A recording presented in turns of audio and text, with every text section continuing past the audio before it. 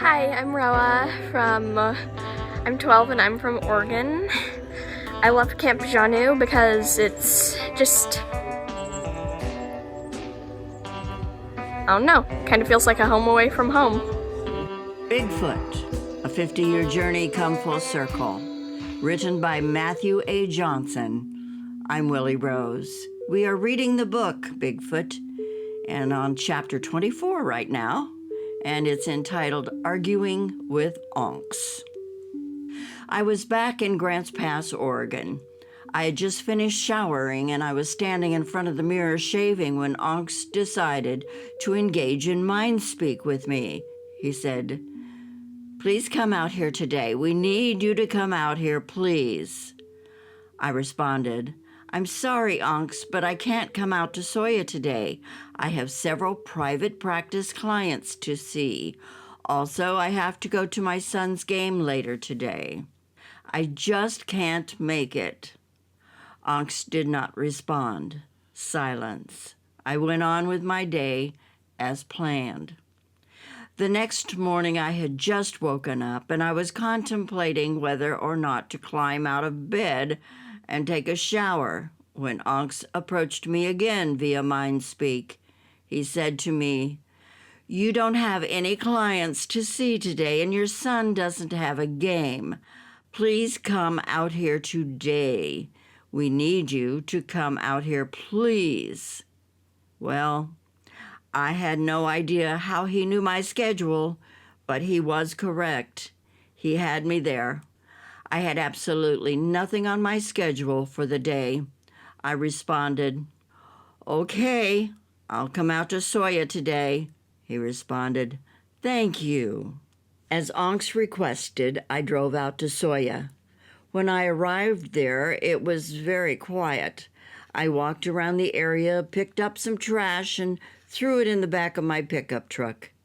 I sat quietly in the middle of base camp for an hour, listening and watching for anything. Nothing. It was totally quiet. I thought to myself, well, this is confusing. Why was Onk so insistent, both yesterday and today, for me to come out to Soya, if nothing was going to happen once I got here? This doesn't make any sense at all. I pulled out my Bible and read out loud from the Gospel of John. Still nothing. An hour later, I packed up my camping chair and put it back in my truck. I started up my vehicle and slowly drove away while shaking my head. To be completely honest, I was very frustrated. I went out of my way to come out to Soya as requested, and then absolutely nothing happened. About a half-mile away from the Soya base camp, I slowly rounded a corner in my pickup truck, and then Onks delivered a very powerful and loud MindSpeak message to me. "Stop your truck and pick up the garbage on the side of the road." I responded, "You're kidding me, right? You were on my case both yesterday and today to come out here so I could pick up some garbage on the side of the road? Really? I've already picked up enough garbage today. Someone else can pick up that garbage. I'm going home." I continued to slowly drive on the road when Onk said, "Please stop your truck and pick up that garbage on the side of the road now." I stopped my truck, shook my head, let out a frustrated sigh, killed my engine, and got out of the truck to pick up the garbage. As I picked up the garbage and threw it in the back of my truck, I was upset by the people who think that the forest is a big garbage can. I get so sick and tired of people who are too dang lazy to go to the dump or landfill to properly dispose of their garbage. I would love to slap those idiots upside the head for their laziness and stupidity. May they be infested with 1,000 fleas of a camel. I was about to climb back into my pickup truck when I noticed a wadded up piece of paper on the ground that was next to the pile of garbage that I had just picked up. I reached down, grabbed the paper, unfolded the crumbled up mess, and began to read it out of curiosity. The note read as follows: I have pictures of your truck, your face, and your license plate. If you don't stop coming out here, I'm going to turn you into the Oregon State Police if I don't shoot you first. Well, needless to say, that got my attention. Unks told me, we need to move you to a new area. It's not safe here for you. Well, I sure as heck wasn't going to argue with Unks about going to a new area. The last thing I wanted to deal with was some psycho with a gun. I fear stupid humans more than anything else that I might run into out in the woods. Stupid humans are the most dangerous predators in the forest, more dangerous than cougars, wolves, and bears. I asked Onks, where are you moving me to? He responded, here. And then he gave me a vision to a place that I had visited about 13 years earlier. I reluctantly said, okay, because it was over 2 hours away from Grants Pass, Oregon. Although it was still located in southern Oregon, I was not looking forward to the long drive. With a note in hand, I immediately drove to the satellite office of the Oregon State Police, which is located in Grants Pass, Oregon. I showed them the note and asked if anyone had reported me or my truck. They told me that I had not been reported to their office. Then a state trooper said to me, looks like you need to find a new place to go camping. I wouldn't go back to that area again if I were you. Also, this is outside of our jurisdiction. You'll need to go to the BLM office and report this to them. I thanked the officers for their time and left the building. I drove over to the Bureau of Land Management, the BLM office in Grants Pass, Oregon, and showed them the note. A gentleman sitting behind a computer asked me to come over and show him on a map exactly where my camping area was located. Don't worry, I didn't tell the state troopers or this gentleman the real reason why I was camping out in the location. When I was finally able to pinpoint the spot on the Google Earth map, he hit a button on the keyboard and the software imposed a map over the top of the original picture. The overlaying map showed where the BLM areas were located. The gentleman said to me, "Uh-oh, it looks like you're camping on private property." I said, "That's impossible. I'm out in the middle of a forest and there's no private property anywhere near the area." He responded, "It looks like your camping spot is surrounded by BLM land, but if this is your camping area, you're most definitely on private property." I asked, "Who does it belong to?" He said, "There's no way to tell. It could be owned by a timber company or a private party or by Josephine County. It really doesn't matter, though. Given the fact that your life has been threatened, I would go find a new area to camp. There's plenty of forest out there to explore. I'm sure you'll find a new spot." I thanked him for his time and left the building. A couple days later, I had the entire day off, so I started my drive to reach the new location that Onks and the elders wanted me to move to. I couldn't help but be in awe that this was the second time in less than 5 months that Onks and the elders had given me a vision of where they wanted me to go in order to establish a base camp so I could interact with them. Think about it. How many times has that happened to anyone that you know? I was both honored and blown away as I began my trek to the New Soya. Along the way, I opted to reach the New Soya through the back door via the logging roads. I didn't want to drive on the highway when I could enjoy the beauty of the mountains and logging roads.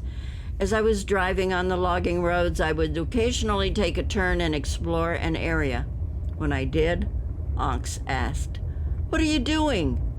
I responded, "I'm just exploring this area to see if it would make a good base camp." He said, I showed you where to go. Please go there. I continued to meander along the mountain roads, slowly but surely heading towards the new Soya. Once I stopped the truck to let Zeus out to go potty, and Onks asked, "What are you doing?" I responded, "I'm just letting Zeus stretch his legs and go to the bathroom. Besides, I need to go potty too. Relax. I'll eventually get to the new area." About an hour later, as I continued my snail's pace approach to reaching the new Soya, I took a turn down a side road just to do some exploring. I love checking out new logging roads to see where they go. Every area is beautiful in its own majestic way. Every road is a treasure chest of unexplored natural wonder. Once again, Onks asked, "What are you doing?" I said, "I'm just exploring the area. You never know where a good place for a base camp might pop up." By this time, I was intentionally messing with Onks, like on the Jack Link's jerky commercials. He said, "I showed you where to go. Please go there." Well, after meandering on the logging roads for about 5 hours and enjoying the beautiful day, I finally arrived at the new location for Soya. Zeus and I got out of the truck, walked over to the bushes on the perimeter of the base camp, and marked our turf. Onks said to me, "Welcome. We hope you enjoy your new camping area." I responded, "Thank you. It's certainly beautiful here. I can't wait to spend more time up here with my friends while we're visiting with you and your clan." As I began to walk around and explore the area, I heard a couple different tree knocks all around me. It was a nice confirmation that I had reached the correct spot. I was surprised to see just how much circumstantial evidence was in the surrounding area. There were so many Bigfoot tracks on the ground that it looked like they hosted a convention in the area. Zeus and I hiked to different vistas and enjoyed the view. Finally, it was time to get in the truck and drive away. While I was driving down the logging road, I saw a side road and decided to turn on it. Immediately, I heard Onks ask, "What are you doing?" I said, "I'm just wanting to explore this last area to see if there might be a good spot for a base camp." He said, "You already know where we want you to set up your camp." I responded, "I know you did, but it doesn't hurt to check out one more area." Then Onks responded rather strongly, "If you go down there, something bad is going to happen." I disagreed with him and said, "Nothing bad is going to happen. I have my gun and I have you.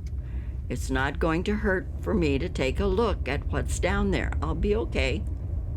I drove down the side road about a mile, stopped my truck, killed the engine, and Zeus and I got out and explored the area. It was a meadow surrounded by trees, a perfect fishbowl, an ideal place to set up a base camp. Zeus and I explored the surrounding area for a few minutes and then climbed back into my truck. I started the engine, and the dashboard of my truck started screaming at me with an annoying sound. I looked down and saw the words, "Flat tire." I got out of the truck and checked out my tires. Sure enough, I had a flat tire. I dug through my truck to find the equipment and changed my tire, and it was nowhere to be found. I looked through the owner's manual to find out where it was supposed to be stored in my truck, and it wasn't there. I thought to myself, "Crap! I'm stuck up on the mountain without any means to change my flat tire. I'm screwed." I noticed that the sun was starting to go down. That's when I made the decision to drive off of the mountain with my flat tire because I wasn't going to spend the night up there alone in the dark. As I slowly but surely began my descent off of the mountain, I finally reached a place where I had minimal cell phone reception. I called Shelley Mower for help, and she drove all that way out to the mountains with the proper equipment to rescue me. I was finally able to change my flat tire. On my way back to Grants Pass, Oregon, I bought Shelley an ice cream cone as a thank you for rescuing me. Finally, as I drove along the highway in the dark to return home, I couldn't help but hear, "I told you that something bad would happen." That's when I decided never to argue with Onks again. Especially since that mistake cost me over $500 because I had to put 2 new tires on my truck, not just one tire. From now on, Onks is right. No more messing with Sasquatch. That's it for chapter 24. And we move along to chapter 25. That's called The Exodus. You've been listening to Bigfoot, 50-Year Journey Come Full Circle, written by Dr. Matthew A. Johnson. I'm Willie Rose.